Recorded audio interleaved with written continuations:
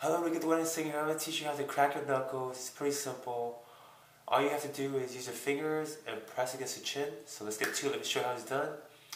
You use your forefingers, you place it right here on your chin, and you make sure your palm is going towards each other. So let me show you how it's done.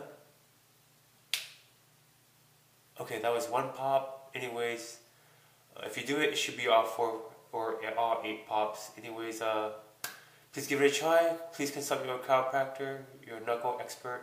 I'm just a wedding singer. Peace out.